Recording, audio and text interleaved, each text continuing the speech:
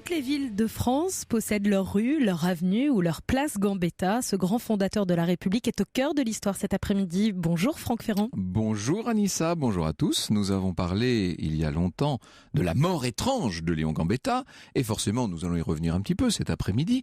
Mais c'est un autre Gambetta, le tribun, le politique que j'aimerais évoquer cette fois avec un grand habitué de l'émission, en quelque sorte la mémoire de notre République, Bruno Fulini. Et puisque Léon Gambetta est originaire de Cahors, c'est du côté de la préfecture du Lot que nous irons nous promener à partir de 15h en compagnie de Vanessa Haza. Et oui, je ne doute pas que dans le Lot, elle ait fait de belles trouvailles. Et bien ces trouvailles, nous allons les partager avec elle.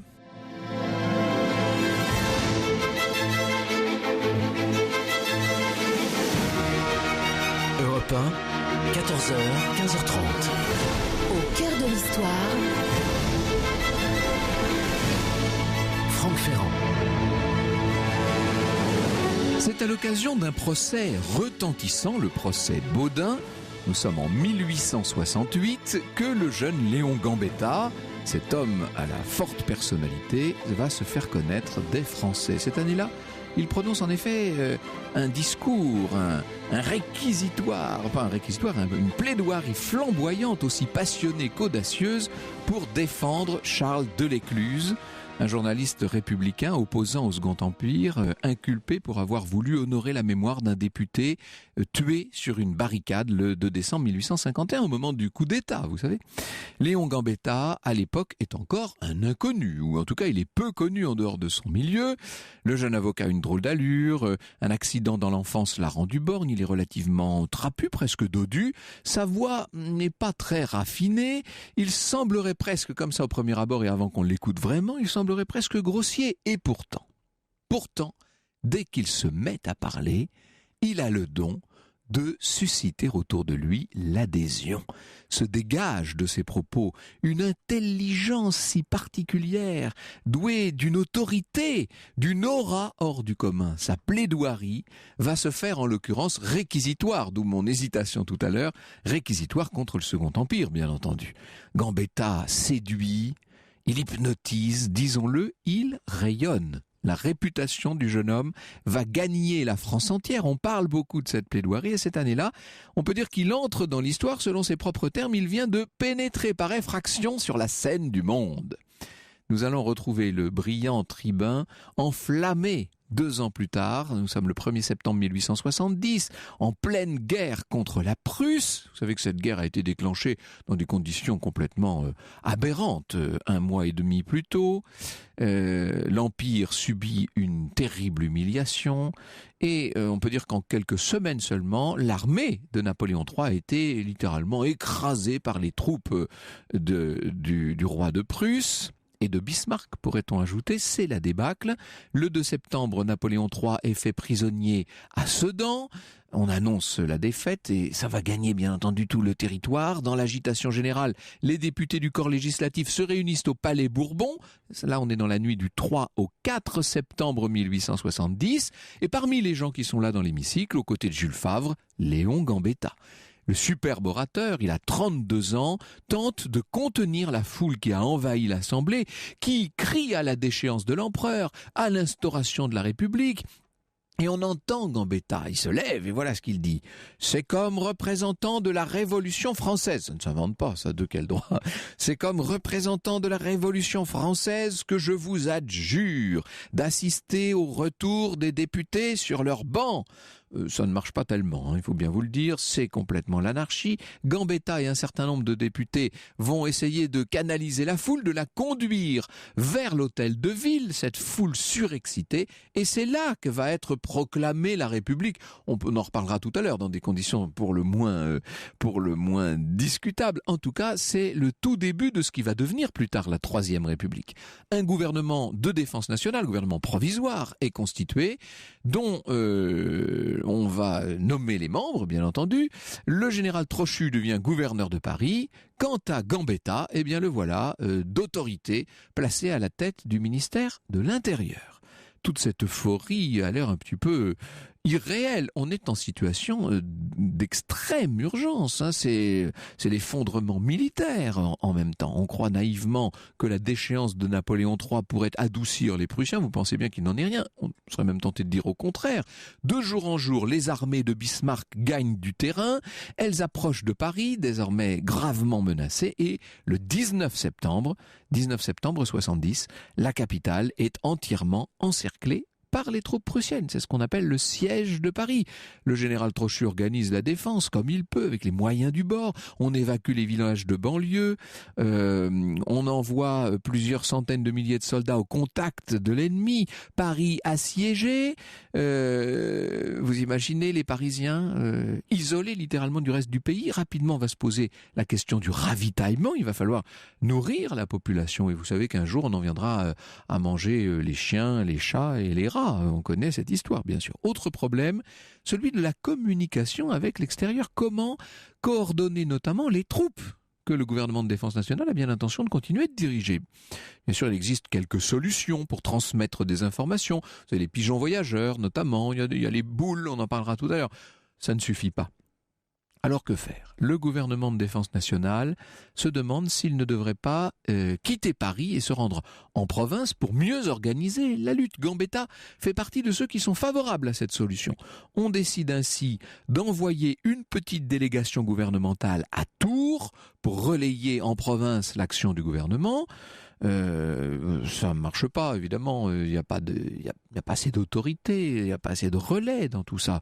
Il faudrait une personnalité forte, énergique, une personnalité radicale et intransigeante qui puisse appuyer les décisions. Évidemment, à qui est-ce qu'on pense ? Eh bien, à notre avocat. Léon Gambetta. Léon Gambetta. Lui seul a l'air d'être capable, à la hauteur de la situation. Alors, quand même, quand on le lui propose, il n'est pas très enclin à aller plus loin. Il se demande si cette aventure est bien pour lui, parce que, disons-le, c'est une véritable aventure.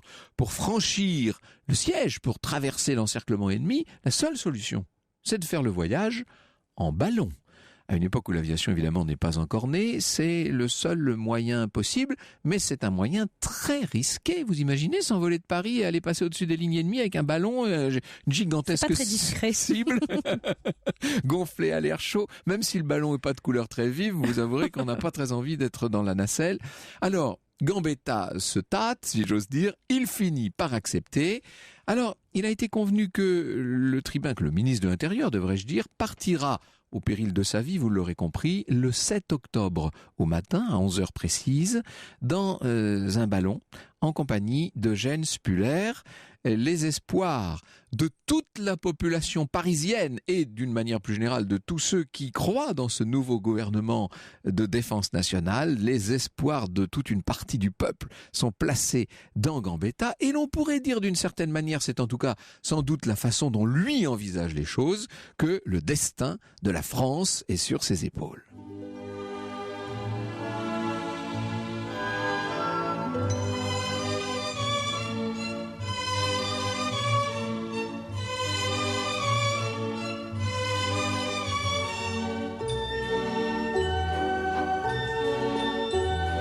Un extrait de la bande originale du film Le Voyage en ballon, les aventures d'un grand-père et de son petit-fils en ballon au-dessus de la France. Eh bien nous, ce n'est pas d'un grand-père qu'il s'agit, mais c'est Léon Gambetta qui se trouve au-dessus de la France dans ce ballon. Et la suite de l'histoire, c'est dans un instant sur Europe 1. Alors nous sommes cet après-midi au cœur de la guerre franco-prussienne de 1870. Paris est assiégé. Un homme s'élance au secours de la France. Cet homme, c'est Léon Gambetta. Il est chargé de quitter Paris en ballon pour organiser la défense nationale. Alors juste avant de parler de Léon Gambetta, juste avant de continuer sur le destin de cet homme, je me demandais quand même, Franck, le ballon, c'est un moyen courant à cette époque de se déplacer ? Courant, non, pas du tout. Disons les choses. Vous savez que la montgolfière est un moyen à la mode. C'est différent. C'est-à-dire que vous avez énormément d'amateurs, des géographes, des photographes. C'est le début de la photographie aérienne. Vue du ciel. Voilà, donc il y a des gens comme ça qui utilisent couramment le ballon, mais un moyen courant de se déplacer, non, sûrement pas.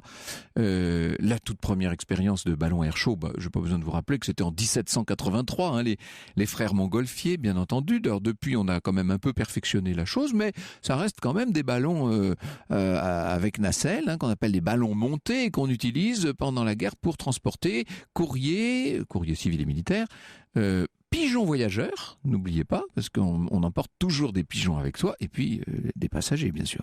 Les ballons montés ont un défaut, ils ne sont pas maniables. Réalisé par Félix Tourmachon, nous dit Nadar, et sa toute jeune compagnie Générale Aérostatique, ils sont en réalité soumis au bon vouloir du vent. Un pilote ne peut que maîtriser l'altitude de l'appareil, jamais sa direction, que le vent souffle d'ouest en est et le ballon survolera les zones occupées par les Prussiens, risquant ainsi une capture de l'ennemi, qu'il souffle en sens contraire et il sera sauvé si toutefois son atterrissage est réussi. Le vol dans ces aérostats s'apparente finalement à une véritable loterie et il faut un mental audacieux, voire irréfléchi pour accepter une pareille mission. On n'est plus dans les ballons qu'il faut chauffer à air chaud, là, ce sont des ballons à gaz en l'occurrence. Enfin, c'est aussi peu maniable que les autres, hein. À peine plus maniable, disons, pour être plus juste. Alors, quelques jours plus tôt, il y a quand même eu 2 tentatives de départ en ballon et les 2 tentatives, ce sont l'une et l'autre soldées par des échecs. Un ballon parti le 30 septembre a été abattu par les Prussiens. Il a atterri au milieu des lignes ennemies. Et un deuxième ne parvient même pas à développer puisque l'enveloppe, qui est certainement trop vieille, n'a pas pu se gonfler correctement. Bref, le 7 octobre, donc, c'est au tour de Gambetta. C'est bien quand vous avez 2 essais avant vous. C'est motivant. On dit jamais 203. C'est motivant, voilà. Une foule s'est rassemblée en cercle autour de l'Armand Barbès, c'est le nom du bateau qui va transporter Gambetta et Spuller. Parmi les Parisiens qui sont venus assister au départ, Victor Hugo.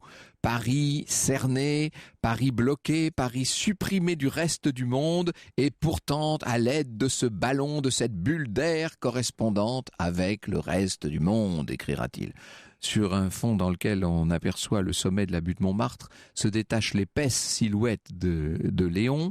À quelques mètres de la nacelle, il reçoit les dernières instructions. On lui explique notamment comment nourrir les pigeons. Oui, parce que si le vol est assez long, ça fait partie des choses à faire en vol.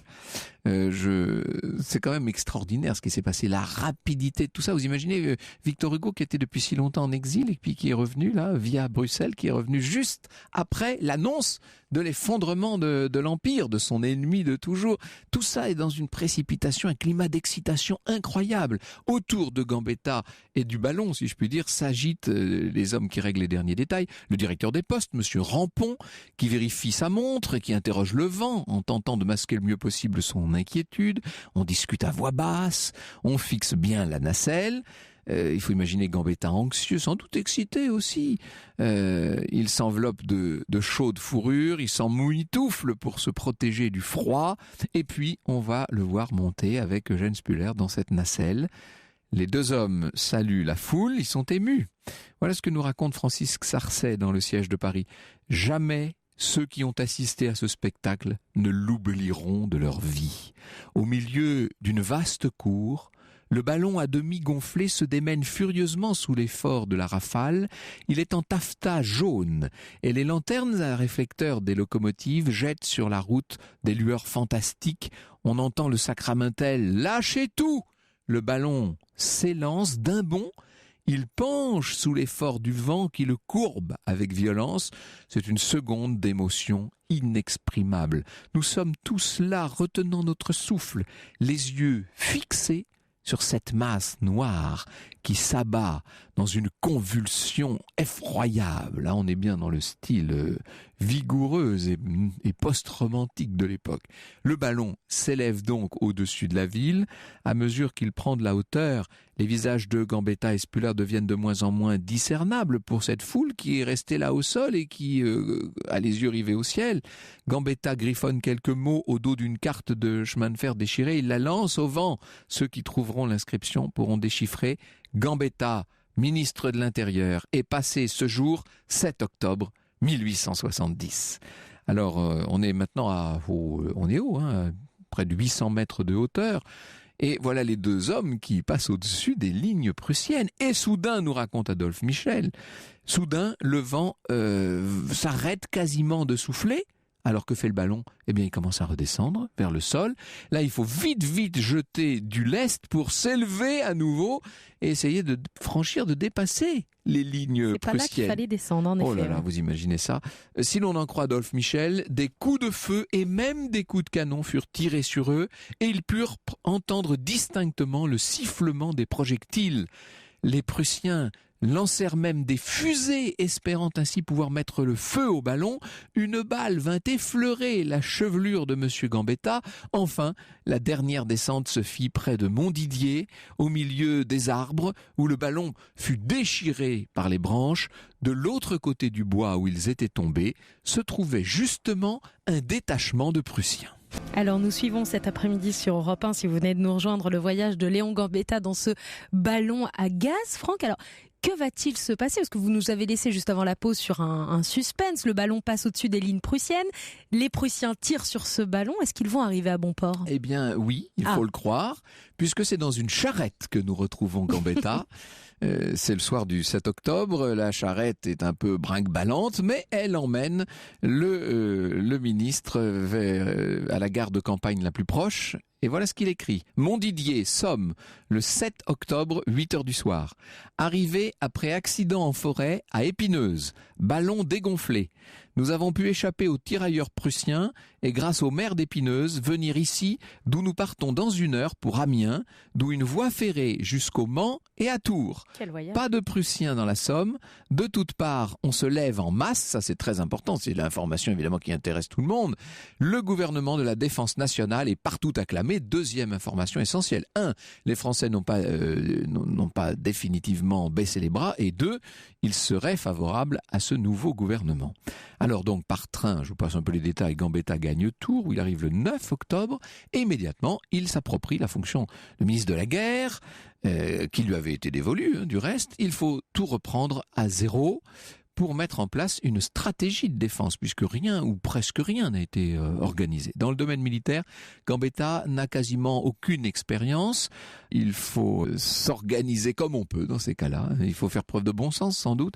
Il va nommer Charles de Fraissinet, donc ingénieur des mines, délégué du ministre auprès du département de la guerre. Et Fraissinet, disons-le, va jouer un rôle absolument essentiel dans la coordination des armées. Alors il faut tout organiser, réquisitionner, vous imaginez, des chevaux, des fusils, des canons, des munitions, mobiliser des hommes, surtout bien sûr, pour reconstituer des armées. 3 armées sont mises sur pied. Armée du Nord, armée de la Loire, armée de l'Est, mais ce sont des hommes souvent peu entraînés, beaucoup de soldats très jeunes et de généraux très vieux, si je puis dire. C'est pas moi qui le dis, c'est Georges Bourguin.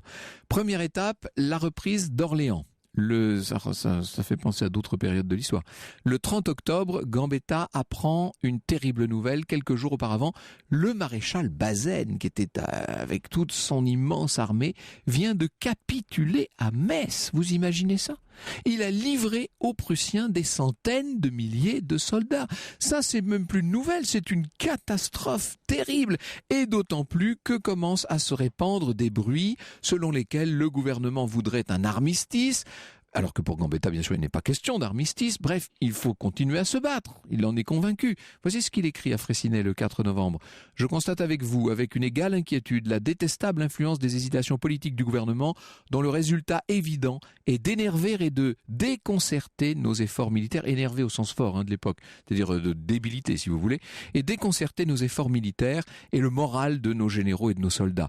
J'ignore si le gouvernement de l'hôtel de ville est enclin à traiter. Pour moi, je ne connais que mon mandat et mon devoir qui est la guerre à outrance. Ça fait déjà penser au programme de Clémenceau quelques décennies plus tard. C'est la guerre, ne perdez pas une minute, allez en avant, lui écrit-il. Il faut reprendre donc Orléans avant l'arrivée de l'armée prussienne. Le commandement de l'armée de la Loire est confié à Aurel de Paladine, brillant militaire. Les Prussiens abandonnent donc Orléans, c'est un bon point déjà.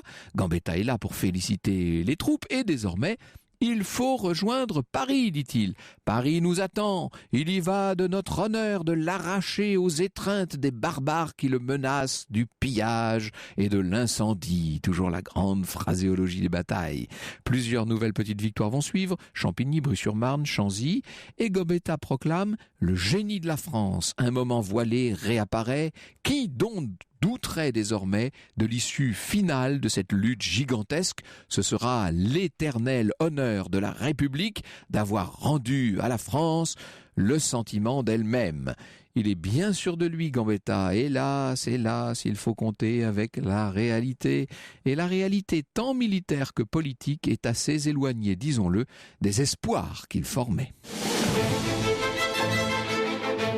Bruno Fulini, merci beaucoup d'être avec nous. Nous allons revenir sur la fin de cette aventure et puis surtout, nous allons essayer d'une façon plus générale d'envisager l'incroyable carrière, hélas interrompue trop vite, de Léon Gambetta. Nous sommes au cœur de l'histoire de Léon Gambetta face à l'invasion prussienne et nous allons plus loin cet après-midi avec votre invité Franck Ferrand. Vous recevez Bruno Fulini, il est écrivain, historien, maître de conférences à Sciences Po. Alors Bruno Fulini, comment tout ça va-t-il se passer ? Gambetta a été dans la fièvre des événements du 4 septembre emporté vers l'hôtel de ville. Enfin, c'est lui qui a emmené la foule à l'hôtel de ville, disons-le. On proclame ce gouvernement de défense nationale dont il est membre. Il finira début octobre par, je résume pour tous ceux qui nous prendraient en cours, par s'évader, si je puis dire, par échapper au siège de Paris grâce à ce ballon, à cet équipé fantastique qui va désormais marquer sa carrière et sa réputation. Il est le ministre de la guerre dans un gouvernement de défense nationale qui voudrait réorganiser la bataille contre les Prussiens. Ah, voilà que Bazaine capitule. Ça tombe mal, évidemment. Et puis surtout, le gouvernement va de plus en plus s'éloigner des idéaux de Gambetta et on finira par signer l'armistice. C'est Jules Favre qui va s'en occuper. Sûr, parce qu'en fait, cette guerre, elle est déjà perdue. Je pense que les Français seront reconnaissants à Gambetta par son courage physique d'avoir sauvé l'honneur. C'est ça. Voilà. Le baroud d'honneur. Exactement. En fait. D'avoir sauvé l'honneur, d'avoir incarné à un moment l'espoir d'une guerre à outrance, d'une guerre de résistance, presque de franc-tireur. Populaire quasiment, exactement. Qui renouait avec 1792. C'est l'idéal des soldats de l'an 2 qui est revivifié par un homme qui, quand même, un an plus tôt, opposant à l'Empire, réclamait la suppression des armées permanentes. Donc c'est pour vous dire la volatilité. Bonjour la cohérence. Mais enfin ça, vous êtes habitué vous à relever un certain nombre d'incohérences dans les discours politiques. Il n'y a pas de cohérence. Il y a des circonstances qui changent. Et là, en l'occurrence, il y a eu un bouleversement tel que réclamer la suppression des armées en 1870 aurait relevé vraiment de la trahison pure et simple. Donc Gambetta, évidemment, dans un contexte complètement nouveau, va incarner cette forme de résistance avant la lettre, mais qui est vouée à l'échec. La fameuse armée de l'Est qui a été constituée dans de telles difficultés va se replier piteusement en Suisse après s'être désarmée à la frontière. Enfin, c'est un désastre. Et donc, assez vite, le pouvoir va passer à autre chose, avec l'idée effectivement de signer un armistice, de s'entendre. Et c'est cela qui va aussi amener assez vite la Commune, parce que les Parisiens sont très fiers d'avoir tenu pendant le siège de Paris. Et c'est finalement le gouvernement installé à Versailles qui va leur demander de laisser entrer les Prussiens. Et ça, ça c'est le gouvernement d'Adolphe Thiers qui est remonté avec l'Assemblée nationale élue en février 71 et qui, elle, siégeait à Bordeaux. C'est une période de très grand bouleversement. Que devient Gambetta dans tout ce contexte et notamment au moment de la Commune, des événements de la Commune, de cette insurrection de Paris? En fait, à un moment, Gambetta, qui est totalement épuisé, désorienté, se retire provisoirement de la vie politique et il voyage même en Espagne. Sa position est intenable en France. Il sort du champ. Il sort du champ. Il faut dire que ces élections qui ont lieu en février 1871 déjouent tous ces pronostics, tous ces calculs, parce que les Français, à ce moment-là, veulent la paix. Et qui, dans son programme, propose la paix? Les monarchistes. Et donc, on a l'Empire qui est tombé, la République qui a été proclamée à Paris, mais lorsque l'on fait voter les Français, en 1871, on a une énorme majorité de monarchistes, alors avec des divisions entre ces monarchistes. Oui, cette assemblée qui a été élue pour ratifier l'armistice est une assemblée très conservatrice et très favorable à la monarchie, il faut dire. Très favorable à la monarchie, qui refuse d'entendre Garibaldi, Victor Hugo va en démissionner. Cette assemblée siège d'abord à Bordeaux et ensuite à Versailles, et pendant plusieurs années, on pense que cette assemblée va tout simplement rétablir la monarchie. Oui, voilà. C'est-à-dire qu'entre la proclamation de la République, le 4 septembre 1870, et la mise en place de lois constitutionnelles qui vont donner la Troisième République, il s'écoule environ 5 ans, puisque c'est seulement à la fin de l'année 1875 que la France est dotée d'institutions républicaines stables. Si j'osais, je dirais qu'il a quand même bien fait de monter dans la nacelle de ce ballon, Léon Gambetta, parce que sinon, le moins qu'on puisse dire et que son passage au gouvernement de défense nationale aurait été un peu rapide et invisible. C'est-à-dire que c'est cet acte de bravoure qui, en quelque sorte, lui a permis d'asseoir sa notoriété, sa réputation. Une des caractéristiques de Gambetta, c'est son courage physique. Il le prouvera à plusieurs moments dans sa vie, en montant en ballon, en affrontant des adversaires en duel, oui. En allant voir les électeurs de Belleville longtemps après avoir complètement changé de programme pour les affronter, pour expliquer pourquoi il est devenu ce qu'on appelle alors un opportuniste, c'est-à-dire un républicain plus modéré ou agissant de façon plus légaliste qu'autrefois. Il a ce courage physique. Et puis, il a aussi un charisme extraordinaire qui fait qu'il a su rendre espoir à un moment donné et qu'il va ensuite incarner l'idée d'une république légale, d'une république installée, d'une république réformatrice. Quand est-ce qu'il rentre ? Il rentre en 1872, je crois. Mais une fois que tout est un peu aplani, en quelque sorte. Oui, tout à fait. Et puis il est effaré, parce qu'il faut imaginer ce qu'est la France au lendemain de l'écrasement de la Commune. Non seulement il y a des divisions très fortes, évidemment, entre les monarchistes et les républicains, mais le camp républicain lui-même est complètement divisé, puisque l'aile la plus à gauche, les blanquistes, tous les socialisants, évidemment, se sont plus ou moins impliqués dans la Commune. Certains ont été fusillés, d'autres sont en exil. Les républicains qui ont siégé à Versailles sont catastrophés par des effets de cette guerre civile et se font montrer du doigt par les conservateurs. Gambetta lui-même, on va lui dire, un bonapartiste, Granier de Castagnac, va lui dire « Vous êtes l'ami de tous les assassins de la Commune », alors qu'il n'a jamais pris part à la Commune. Ce qui est intéressant, c'est qu'en fait, cet homme, lorsqu'il rentre, par son simple charisme et par les quelques hauts faits dont il peut se targuer, devient en quelque sorte tout naturellement le représentant, on va dire, de la gauche, face à la droite qui, elle, est tenue par MacMahon. Quelle est son attitude vis-à-vis de Thiers ? Thiers qui, quand même, a été le liquidateur de la Commune. Alors, c'est très compliqué, parce qu'on oublie que Thiers, évidemment, Thiers, c'est le liquidateur de la Commune, donc nous avons tendance à le classer à droite comme un conservateur. En fait, il était libéral à l'origine. Mais en fait, Thiers était libéral, il a incarné une forme de centre-gauche. Alors, bien sûr, lui, il s'accommodait très bien d'une monarchie qui pouvait être censitaire. C'est un défenseur de la propriété, c'est un défenseur de la société bourgeoise. Mais c'est aussi un défenseur des libertés publiques et des libertés parlementaires, ce qu'il appelait les libertés nécessaires. Et donc il y a eu à certains moments un appui, une alliance entre Thiers et Gambetta. Et Maurras d'ailleurs les comparait et disait Gambetta n'était qu'un élève de Thiers, sophiste intelligent et demi-grec rusé. Les deux hommes sont très différents de tempérament. C'est pas du tout la même génération. Thiers était déjà ministre de Louis-Philippe quand Gambetta était enfant. Oui. Et puis Gambetta, lui, n'a jamais été monarchiste. C'est un républicain démocrate. Mais bizarrement, il y a parfois des moments d'entente entre ces deux hommes, des relations plus faciles qu'entre Gambetta et certains élus républicains de l'Est, comme Jules Ferry ou Jules Grévy, par exemple. Oui, avec qui il va se battre, littéralement. On est à la naissance de ce qu'on appelle le radicalisme à ce moment-là. Alors, les radicaux, en fait, au départ, sont les républicains radicaux, pour les différencier d'autres républicains prêts à toutes sortes de transactions. Mais très vite, les radicaux vont se diviser eux-mêmes. Il y aura l'extrême gauche, les radicaux à la Clémenceau, et puis il y aura ces radicaux dits opportunistes qui sont prêts à avancer doucement pour ne pas heurter l'opinion. Alors, nous allons voir précisément comment avance Monsieur Gambetta. Nous sommes au cœur de l'histoire de Léon Gambetta cet après-midi sur Europe 1. Si vous venez de nous rejoindre, Franck Ferrand reçoit Bruno Fulini, qui est écrivain, historien, maître de conférences à Sciences Po et auteur d'un livre d'actualité, Histoire amusée des promesses électorales de 1848 à nos jours, à trouver aux éditions Taillandier. Alors, on peut dire maintenant de Gambetta qu'il est au cœur de la vie politique de cette Troisième République naissante, qui est officiellement une république depuis l'amendement Valland, depuis 1875. Quel rôle joue-t-il ?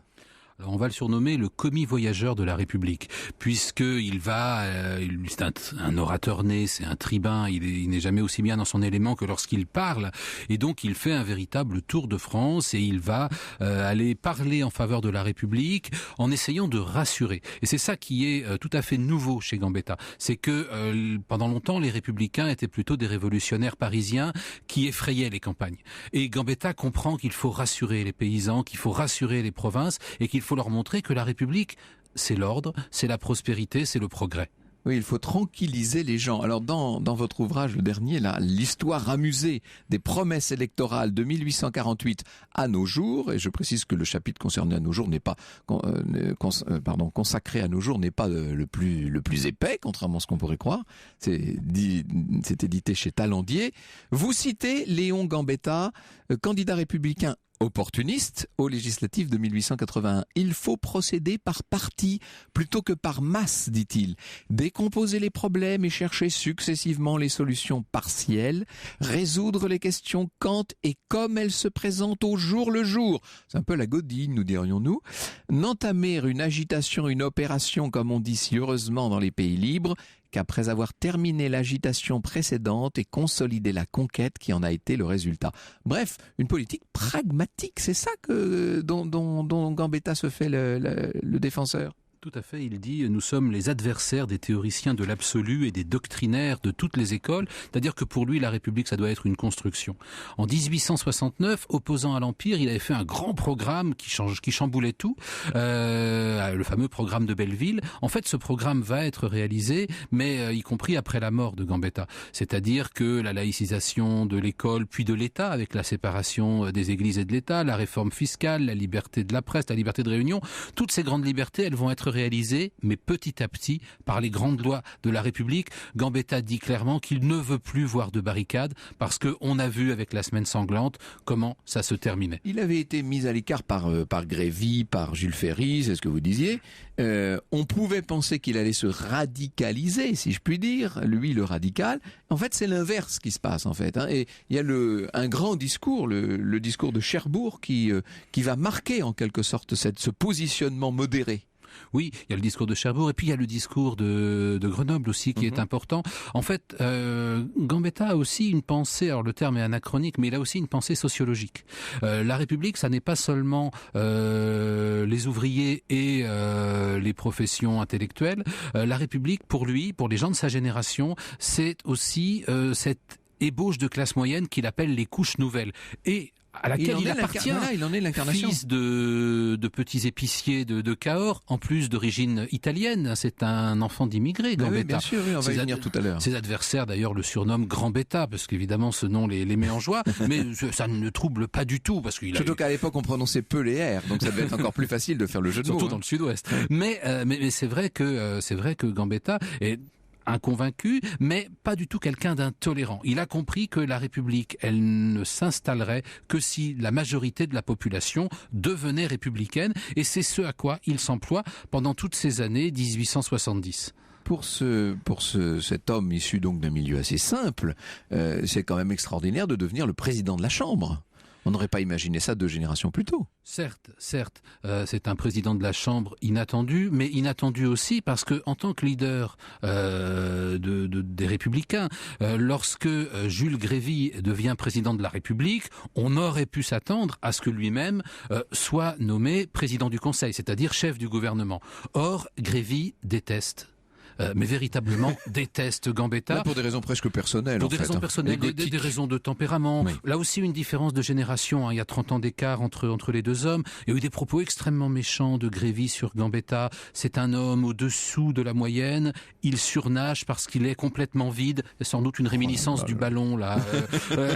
Bon, il trouve qu'il s'exprime mal, ce qui est très injuste. Quand on lit les discours de Gambetta, on voit que c'était un orateur très inspiré, mais c'est assez flamboyant, pas très construit. Ça a du français. C'est du cheval, disait Grévy. Donc Grévy ne veut à aucun prix d'une personnalité aussi forte que Gambetta à la tête du gouvernement. Et pourtant, c'est bien ce qui va se passer. 1881, mais plus tard. Gambetta deviendra président du Conseil. Il devient président du Conseil. On a épuisé quelques options entre-temps. Waddington, retour de Freycinet, quelques personnages quand même plus contrôlables. Et puis finalement, Gambetta s'impose. Et enfin arrive ce qu'on va appeler le grand ministère Gambetta. Voilà. Pourquoi est-ce qu'on dit le grand ministère Gambetta ? Alors ça, c'est un de ces tours de passe-passe de l'histoire. Gambetta, après avoir été président de la Chambre, au moment où le Parlement revient à Paris, devient chef du gouvernement, on s'attend enfin à avoir ces grandes réformes républicaines, pourquoi pas même une révision des lois constitutionnelles, une république qui se renforce, qui se raffermit.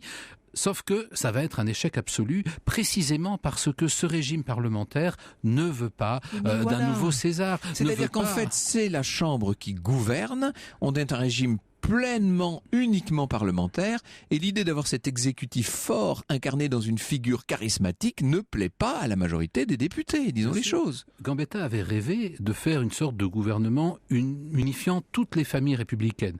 Or, tous les grands leaders républicains se dérobent. Ils veulent bien le soutenir, mais être ministre sous les ordres du fils de l'épicier italien, faut quand même pas exagérer. Voilà. Ça, c'est pas possible. Alors du coup, il va nommer des proches. Alors c'est un gouvernement qui est audacieux dans sa structure. Par exemple, c'est la première fois qu'on a un ministère de la culture. Il y aura sous la Troisième République un sous-secrétariat d'État aux Beaux-Arts, mais qui n'a pas de budget propre, qui est une petite excroissance de l'instruction publique.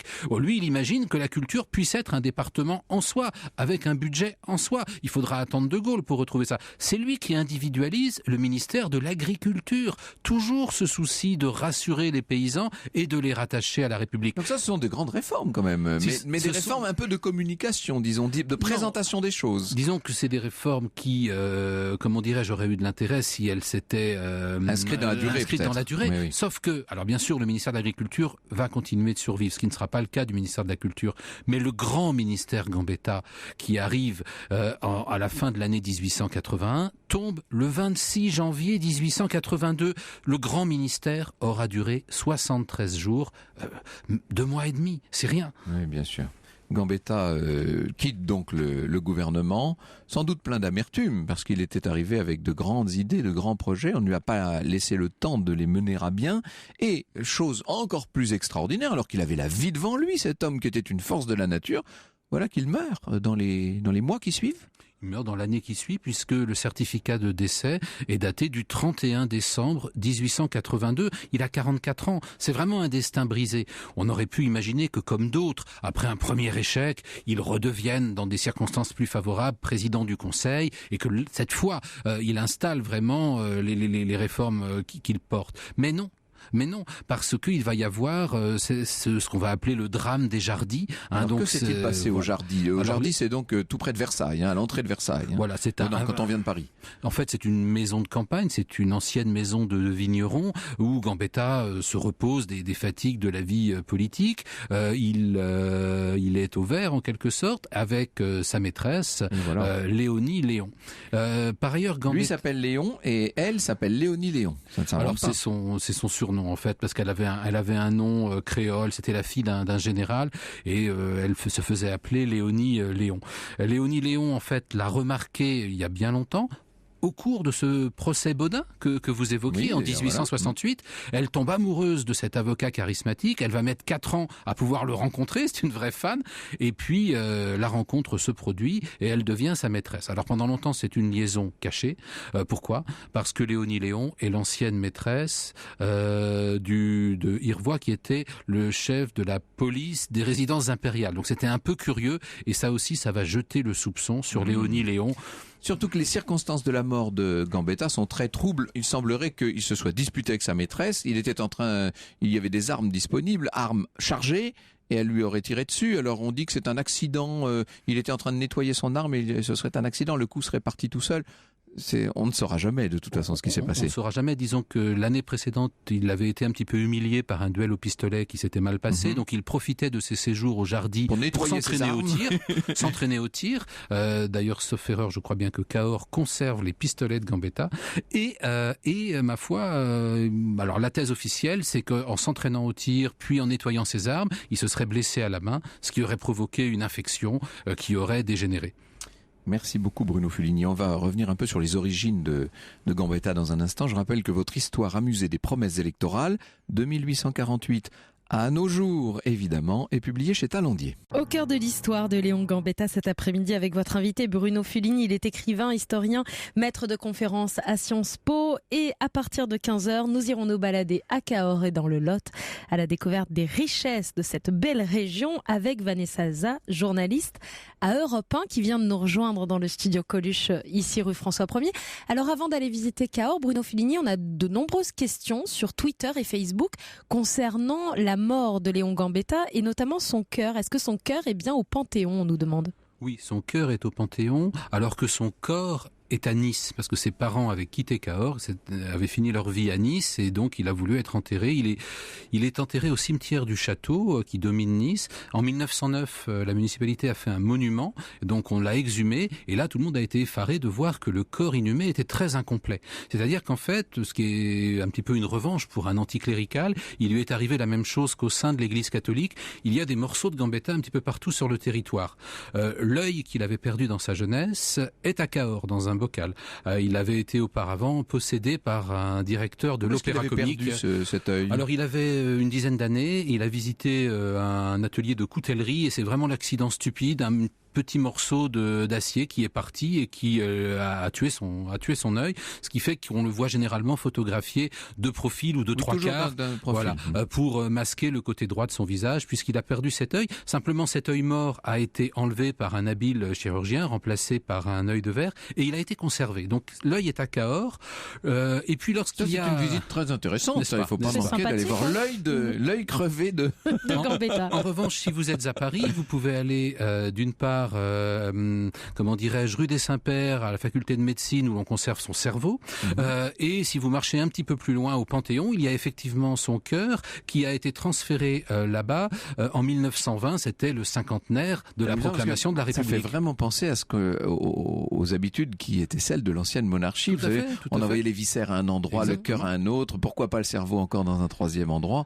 Là, on imagine l'exposition qu'on ferait en réunissant tout ça. Vous imaginez? On appellerait ça Gambetta reconstitué, ce serait formidable. Et alors, il manquerait, figurez-vous, Franck, deux éléments, puisque la tête a disparu, on a le cerveau, mais on n'a pas la tête. C'est embêtant. Et puis, lors de l'autopsie, puisqu'il y a une autopsie au lendemain de cette mort si mystérieuse de 1882, eh bien, le docteur Lannelongue prélève le bras droit. Il a le projet de l'exposer dans un musée, dans sa localité, et ce musée ayant fermé, on ne sait pas ce qu'est devenu le bras droit. Donc, nous pouvons peut-être lancer un appel, ainsi qu'il nous manque la tête, le bras droit. On a retrouvé l'œil, ça c'est déjà ça. On a le cœur. Voilà. Alouette. Voilà. Et quant au cœur, je confirme qu'il est au Panthéon et même qu'il y a été introduit en grande cérémonie dans une châsse de bronze vitrée. Donc véritablement, là on est dans le culte des reliques dans sa version républicaine et laïque. Merci de tous ces incroyables détails, Bruno Fulini. Bonjour Vanessa Zah. Bonjour Franck. Merci, bonjour Bruno. Merci d'être avec nous. On parle encore beaucoup de Gambetta à Cahors, bien sûr. Et il y a encore des traces. On va y partir tout de suite ou on y part maintenant? On peut dites-nous déjà quelle trace. Il y a déjà une trace sur la place de la cathédrale, la place Chapoux. On peut encore apercevoir au-dessus de la banque une inscription où il y a écrit Bazar génois Gambetta, Jeune Co et compagnie, qui correspond évidemment à l'emplacement de l'épicerie de ses parents. C'était la boutique familiale. On va s'y rendre dans un instant. Si vous voulez bien, ce sera notre point de départ pour notre grande promenade à travers le Lot. Je sens qu'on va se régaler.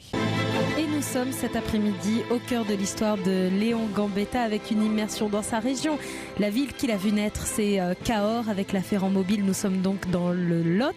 Si vous nous écoutez dans la région, n'hésitez pas à venir nous parler de votre ville, de votre région et de ses richesses sur Twitter avec le hashtag ACDH. Vous pouvez également partager vos photos sur la page Facebook au cœur de l'histoire. Et nous sommes toujours pour ce voyage avec Bruno Fulini, écrivain et historien, et Vanessa Zah, journaliste à Europe 1. Bruno Fulini, vous qui connaissez bien les couloirs de l'Assemblée nationale, vous n'avez pu que croiser la figure d'Henri Emmanuelli, qui était un homme de gauche du Sud-Ouest, un peu comme Léon Gambetta d'une certaine manière. Certes, il y a quand même quelques kilomètres du Lot au Landes, mais il est vrai que historiquement, le Grand Sud-Ouest a été vraiment l'un des piliers de la République. Les grands républicains français viennent soit du Grand Sud-Ouest, soit de l'Est, et puis de Paris. Alors que les monarchistes, les cléricaux, comme on disait à l'époque, étaient plutôt élus dans l'Ouest et en Provence, pour simplifier. Cela dit, Gambetta a aussi été élu député de Marseille, entre autres, parce que de son temps, on pouvait se présenter dans plusieurs endroits à la fois, et il lui est arrivé en 71 par exemple d'être élu dans 9 départements en même temps. Henri Emmanuelli avait été le président de l'Assemblée nationale d'ailleurs. Oui, brièvement. Alors Vanessa, Nous repartons de Cahors. Vous nous parliez de la boutique, de l'épicerie. Donc, il reste en fait l'inscription de ce bazar génois Gambetta, donc que tenaient en fait les parents en fait de Gambetta, des immigrés italiens qui s'étaient installés là. Et qu'est-ce qu'il y a d'autre de Gambetta? Alors encore il reste une statue sur la place François Mitterrand. Ça ne s'invente pas. Elle portait le nom de la place Gambetta avant, mais maintenant elle porte le nom donc de la place François Mitterrand. On a débaptisé la place Gambetta pour ben voilà, ça c'est on avance dans le temps. On avance dans le temps et dans l'histoire. Il faut bien faire de la place. Et donc juste derrière, d'ailleurs, cette place, il y a les allées Fénelon qui prennent leur route. Fénelon qui était venu faire ses études aussi à Cahors. D'ailleurs, tout à l'heure, Bruno Fulini nous parlait des fameux pistolets de Alors, Gambetta. les fameux pistolets et l'œil, en fait, sont visibles dans le musée Henri Martin, mais qui est fermé en ce moment et qui réouvrira en 2018. Voilà. D'accord. Voilà, c'est pour ça que les traces sont assez minimes, mais il en reste quand même quelques-unes à découvrir aujourd'hui. Et moi, j'avais envie de vous faire partager un lieu complètement incontournable à Cahors, que évidemment Gambetta a pu voir. C'est l'incontournable pont Valentré. Le pont Valentré, voilà. Bien entendu. Alors un pont défensif qui finalement a été remarquablement préservé parce que il n'a jamais rien défendu. Il a surtout été en fait construit dans une guéguerre qui opposait les évêques et les marchands à celui qui montrerait évidemment le mieux son pouvoir. Il a été construit donc au XIVe siècle par les marchands, comme par hasard un vis-à-vis en face presque de la cathédrale, un peu éloigné. Et il est toujours là. Alors il a été très long à construire. Il est somptueux ce pont Valentré avec ses grandes tours. Magnifique. Alors vous allez voir parce qu'il y a une histoire assez particulière autour des tours. En losange. C'est ça. Voilà. Et donc ce chantier a commencé au moment de la guerre de 100 ans. Donc il a commencé en 1308 et on a mis 70 ans pour l'achever. Il s'est achevé en 1378. C'est un grand pont, faut dire, c'est pas un C'est petit, très majestueux, il est magnifique. Et finalement, cette durée donc de 70 ans a donné naissance à une légende sur la construction, la légende du diable. En fait, l'architecte, ne parvenant pas à faire avancer le chantier, aurait passé un pacte avec le diable. Ce dernier aurait exaucé toutes les demandes de l'architecte à la seule condition que l'architecte lui livre son âme une fois le pont achevé. Alors, voyant évidemment l'aboutissement du pont arriver, l'architecte a formulé des demandes irréalisables, le malin, comme puiser dans la source divine non loin du pont d'Ivona, ou la fontaine des Chartreux, qui fut la source d'ailleurs à l'origine de l'époque gallo-romaine, mais il fallait qu'il la puise et qu'il le ramène dans une passoire. Impossible à faire. Le diable donc n'y est pas parvenu. L'architecte a été libéré de son engagement et furieux, le diable a décidé donc de se venger. Et chaque nuit, il est allé enlever la dernière pierre qui venait d'être ajoutée par l'architecte sur la dernière tour du pont, de sorte que le pont ne fut jamais vraiment terminé comme l'aurait souhaité l'architecte. Et il finit par se suicider de son pont. Voilà. Il n'a jamais eu de véritable vocation défensive. Enfin, si, il avait une vocation, mais il n'a jamais servi. Il n'a jamais servi. C'est ça, non, jamais. Jamais. Ouais, donc, voilà. On peut pas réinventer c'est un peu le désert des Tartares. Le désert des Tartares, exactement. Il a été restauré, ce pont. Oui, il a été restauré par Paul Gou. Et alors, il a ajouté un petit clin d'œil, puisqu'il a ajouté la dernière pierre manquante sur laquelle il a sculpté un petit diable. Voilà. Et donc le pont Valentré est classé au patrimoine mondial de l'UNESCO, comme l'est la cathédrale de Cahors aussi. On peut dire que le pont Valentré est un des monuments les plus fameux de France, tout simplement. C'est une des grandes curiosités touristiques. Et puis alors de là aussi, il y a eu un projet qui est né. Et en fait, la borne numéro 1 de la route dont je vais vous parler est au pied en fait de ce pont de Valentré. C'est la route mondiale pour la paix. Donc en fait c'était un message universel pour redécouvrir la paix. Donc après la Seconde Guerre mondiale. Dire, ça fait 13 années 50 cette affaire. Voilà. Et alors donc ces hommes qui ont été quand même meurtris, traumatisés par les horreurs de la guerre, ont voulu tracer un chemin de paix grâce à la mondialisation des idées. Et alors à l'origine c'était un Américain. Entendons-nous bien, la mondialisation dont on parle était à peu près aux antipodes de la mondialisation qui est la nôtre aujourd'hui. C'était un tout autre projet de vie et de société, c'est le moins qu'on puisse dire. Et donc, à l'époque, c'est Gary Davis qui lance ce projet. D'ailleurs, il va renoncer à sa citoyenneté américaine et se proclamer citoyen du monde. Il va rédiger avec André Breton et Robert Sarrazac une charte, la charte de la mondialisation en 49. La ville de Cahors va devenir alors Cahors Mundi, ville du monde, ça va devenir un territoire mondial. Et puis, dans la suite de cette philosophie très pacifiste, et on l'inaugure en 1950. Et donc, cette borne, comme je vous le disais, la borne numéro 1 est située au pied du mont Valentré. C'est extraordinaire ce que vous racontez parce que vous parlez là d'événements qui ont eu lieu il y a seulement quelques décennies. Et on a l'impression que c'est beaucoup plus vieux que le pont Valentré lui-même. Extrait d'Azincourt de Francis Cabrel, qui lui aussi est du sud-ouest de la France, d'Astafort, juste en dessous d'Agen, au sud d'Agen. Alors nous sommes un petit peu plus au nord, nous sommes à Cahors, dans le Lot, jusqu'à 15h30, grâce à Vanessa Za, qui aujourd'hui pilote la Ferrand-Mobile pour nous faire découvrir cette magnifique région. Et oui, les messages ne manquent pas, et notamment, alors, il n'y a pas que des messages, j'allais dire anonymes. Clémentine Portier-Kaltenbach nous écrit « Chers messieurs, dit-elle, ça s'adresse autant à vous qu'à moi, cher Bruno. D'ailleurs, bon anniversaire à Clémentine. Tiens, joyeux anniversaire. Par la même occasion. À ma connaissance, dit-elle, le cœur de Gambetta avait été à l'origine inséré dans un fût de pain des Vosges, puis déposé dans une urne devant laquelle on passe lorsqu'on descend dans la crypte du Panthéon. Voilà, ça c'est le genre de précision que Clémentine aime bien. Et elle ajoute, quant à l'œil que vous avez cité, il a voyagé dans l'Europe entière et notamment à Heidelberg et même jusqu'en Ukraine, baladé entre guillemets, par un célèbre ophtalmologiste. Des précisions. Il faut jamais manquer de précision lorsqu'on évoque ce genre de considération très anatomique.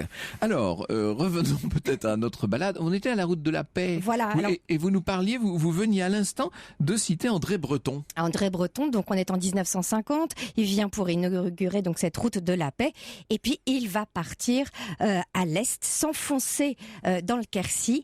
Et là, il va découvrir un village qui est un des plus beaux villages de France, Saint-Cyr-la-Popie, oh là là, super. Qui a quand même aussi été... On dit Saint-Cyr en fait, on dit Saint-Cyr, on ne prononce pas le cul. Voilà.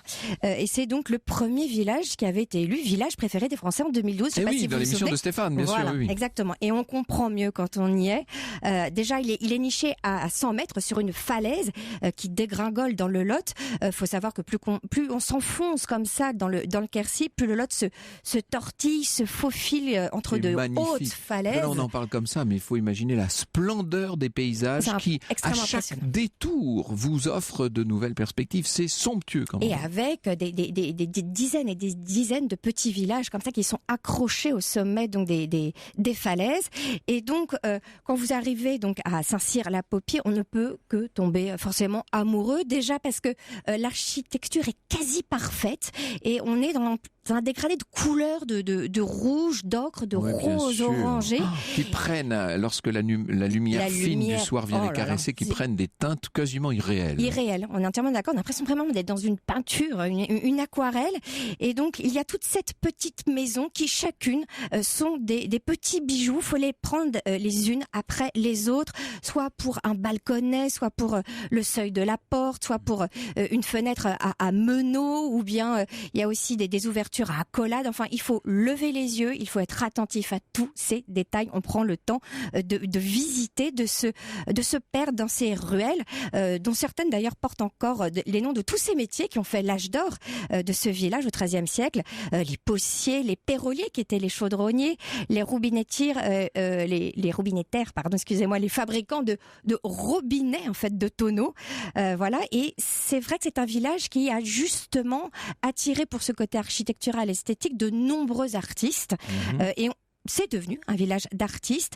Une dizaine y sont installés donc à l'année et beaucoup de talents y sont venus. Il y a même Man Ray qui est venu, Henri Martin, Pierre Dorat et donc notre André Breton. Et voilà, Breton qui est tombé fou amoureux, alors, si on peut dire, de Saint-Cyr-la-Popie. Hein. Et alors il disait de Saint-Cyr que c'était une rose impossible dans la nuit et son coup de foudre a été tellement fort qu'il a proclamé Saint-Cyr-la-Popie a disposé sur moi du seul enchantement, celui qui fixe à jamais. J'ai cessé de me désirer ailleurs. Ça s'appelle trouver son lieu d'élection. Ça, voilà. C'est beau d'ailleurs. Hein. C'est ce qu'on peut souhaiter à chacun d'une certaine manière. Bien sûr. Et pour tous ceux qui ne connaissent pas, pour tous les auditeurs qui n'ont pas la chance de connaître Saint-Cyr-la-Popie, je vous rassure, on vous a mis plusieurs photos sur la page Facebook Au cœur de l'histoire avant de découvrir en vrai. C'est un très joli village. Il faut y aller, c'est indispensable. Hein. Dans une vie, il faut avoir vu Saint-Cyr-la-Popie. Allez voir d'ailleurs sa maison, qui est la plus ancienne. La maison de Breton. Oui, de Breton, hein, qui est la plus ancienne du village médiéval, qui s'appelle l'Auberge des Mariniers, donc qui date du XIIe siècle, avec une vieille tour carrée. En fait, elle appartenait auparavant à Henri Martin. Il l'a rachetée, puis il y a passé les 15 dernières étés de sa vie. Voilà, et il a été un peu comme... Il a créé quand même la curiosité aussi des villageois, parce que il se baladait tout le temps d'André Breton, toujours, avec son perroquet au plein milieu des ruelles, sur l'épaule, avec ses amis. Alors cette maison vient d'être achetée par la commune, et un projet de maison des illustres est en cours. Il serait consacré en fait au surréalisme, et c'est vrai que cette maison a gardé une âme. Son épouse Élisa et sa fille Aube l'ont laissée intacte après sa mort. Eh bien, chère Vanessa, ce n'est pas qu'on s'ennuie à Saint-Cyr-la-Popie parce qu'on y passerait le restant de ses jours. C'est vrai, ça fait partie des endroits où on s'installe, mais nous sommes attendus, nous, un petit peu plus haut sur le Lot, au château de Sennevières. Nous y allons dans quelques instants. La suite est la fin de notre escapade dans la région de Cahors, le département du Lot et toutes ses richesses, avec Vanessa Za et Bruno Fuligny. Alors, on va mettre la voiture juste en arrêt une seconde, parce que je voudrais vous poser une question, Bruno, sur cet ouvrage qui est réédité, qui avait fait ma joie à l'époque, L'île à éclipse, apparitions et disparitions d'une terre française. Expliquez-nous en deux mots de quoi il s'agit. Nous sommes loin de Cahors, nous sommes en Méditerranée. Figurez-vous qu'au sud de la Sicile, il y a une île qui apparaît et qui disparaît. En 1831, elle avait émergé un certain temps, donc la France avait eu le temps d'en prendre possession. Malheureusement, elle a disparu peu de temps après. En fait, c'est un volcan sous-marin qui de temps en temps fait un petit coucou, et donc c'est une histoire de ce territoire français capricieux. Mais qui a connu des vicissitudes hallucinantes. Cette île à éclipse, donc republiée chez Biblis, et c'est signé Bruno Fuligny. Je voulais qu'on le signale parce que c'est une lecture vraiment réjouissante pour nos auditeurs. Alors, à propos de réjouissance, remettons le moteur en route et avançons vers ce château de Sennevières, où vous avez trouvé un guide qui vous a bien accueilli. Il est incroyable. Non, mais ça vaut le détour, rien que pour en fait le marquis de Braquillange, qui a quand même 96 ans. Et alors, il organise chaque été avec toute sa famille une visite du château, une visite nocturne tous les mercredis soirs, au cours de laquelle chaque membre de la famille revêt le vêtement d'un ancêtre. Ça peut être un uniforme militaire. Donc vous avez l'impression de croiser tous ceux qui ont vécu dans le... C'est une expérience, vous replongez dans l'histoire. Donc il y en a qui ont des bonnets de nuit, il y en a d'autres qui ont donc des uniformes militaires. Même les nouveau-nés sont là, on les met dans les berceaux de l'époque. Voilà, et on vous fait visiter donc ce château de la Renaissance. Château sauvé par un intendant pendant la Révolution. Un intendant très malin, un génie même, puisqu'il a mis en fait la moitié les révolutionnaires dans sa poche, ceux qui venaient donc de Carjac, en leur ouvrant les portes de la cave. Voilà, tout simplement. Donc, ils sont ressortis un petit peu éméchés par le vin. Donc, finalement, ils n'ont pas brûlé le château. Ils l'ont un peu pillé, évidemment, et un peu abîmé. Mais en tout cas, si le château est encore là, c'est grâce au génie de l'intendant. L'autre jour, nous avions ici même dans ce studio Pascal Pic et Claude Douce, deux très grands connaisseurs de la préhistoire. Et ils nous ont parlé des grottes du Pechmerle. Du Pechmerle. Vous dites Pechmerle, pardon. On dit Pechmerle. Pardon. Voilà, non mais c'est pas grave.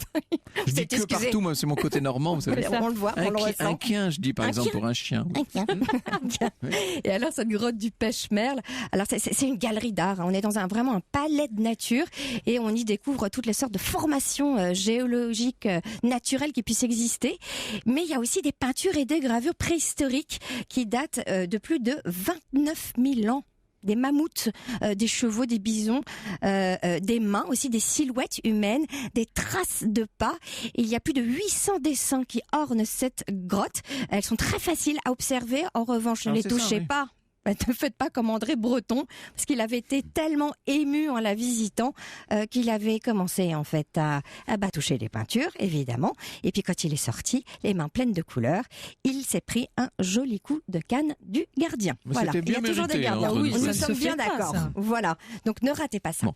Il y a beaucoup de musées, beaucoup d'endroits à visiter, mais on n'aura pas trop le temps, là, Vanessa. Je suis désolé. Je préférais que vous nous mettiez un peu l'eau à la bouche pour finir. Alors, un petit réconfort. Le meilleur pour la fin. Est-ce que vous voulez un pastis? C'est un petit peu tôt. Attention. Franck a dit oui tout de suite. J'ai dit pourquoi pas. Et en même temps, à consommer avec modération, le pastis. Et là, c'est à consommer sans modération. Parce qu'il est sans alcool. Et non, il s'agit d'un gâteau. Ah, très bien. Voilà, il n'y a pas Elle d'anis. nous a eu là, hein, sur ce coup-là. En fait, son nom vient de l'ancien occitan pastis, pâte, mélange, voilà, et il donne pastis en catalan et en occitan. Et en fait, c'est un gâteau qui est composé de pâte feuilletée très fine et garni à l'intérieur avec des pommes et des poires, et de temps en temps avec un peu d'eau de vie de prune. Et Quand on dit même. que pour qu'il soit réussi, on doit pouvoir lire le journal à travers la pâte, Oh là tant elle là, est magnifique. étirée. C'est un dessert sucré. On a très Euh, envie là d'un seul coup, beaucoup plus que d'un pastis. Oui, l'autre, finalement, oui, sans on préfère le comparaison. gâteau. Alors, il y a une vingtaine d'années, on le faisait avec de la graisse de canard. Certaines familles le font toujours, mais normalement, donc, on le fait au beurre. Et allez chez Jean-Luc Lagarde dans sa boulangerie de Cajarc, ou sinon à Saint-Cyr-à-la-Popie, puisque sa fille aussi au Saint-Cyr gourmand en fait un excellent. Et si vous êtes sur le marché de Cahors le mercredi ou le samedi matin, allez voir les pastis d'Élise. Elle est charmante en plus, elle a un sourire magnifique et là vous avez envie de lui acheter son pastis. Merci beaucoup Vanessa Zas. Si on avait envie de trouver un endroit, un hébergement, eh bien il suffit d'aller sur le site, plutôt sur la page Facebook de au l'émission cœur de Faut que je fasse l'histoire. attention. Merci beaucoup, on avait l'impression d'y être, c'est un vrai bonheur. Et puis c'est vrai que Saint-Cyr-la-Popie, c'est quand même une destination. Vous savez, il y a des endroits où on a envie de vivre et il y en a quelques-uns, c'est assez rare, où on pourrait presque avoir envie de mourir.